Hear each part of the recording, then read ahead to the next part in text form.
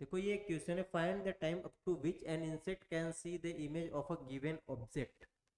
ये एक मिरर है, मिरर के सामने कोई ऑब्जेक्ट रखा हुआ है और मिरर के सामने एक दीवार भी है, यहाँ से एक चींटी आ रही है।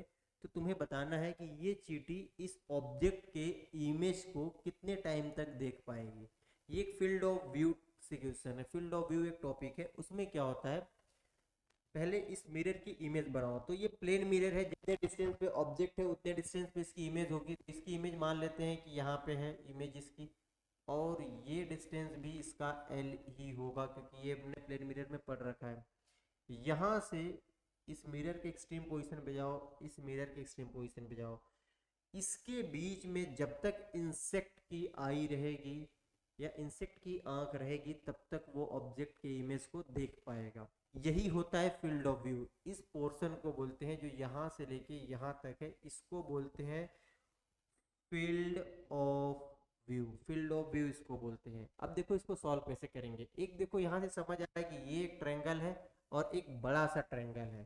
तो ट्रायंगल की प्रॉपर्टीज हम लगाते हैं, L by two L, L by two L. देखो ये एल था, ये टू एल था, L by two L is equal to, ये टोटल यहाँ से यहाँ तक की लेंथ कितनी हो जाएगी, ये 3L दिया हुआ है तो यहाँ से यहाँ तक कितना हो जाएगा, 4L हो जाएगा। इस लेंथ को y मान लेते हैं, ये पूरी हमें नहीं पता है, इसको y मान लेते हैं। तो ये क्या हो जाएगा तुम्हारा, ये हो जाएगा 4L अपॉन y। यहाँ से अगर तुम्हें y अगर निकालना हो तो y इज इक्वल टू क्या हो जाएगा, 4L into 2L, 4L into 2L upon L, L से cancel, y is equal to 8L हो जाएगा।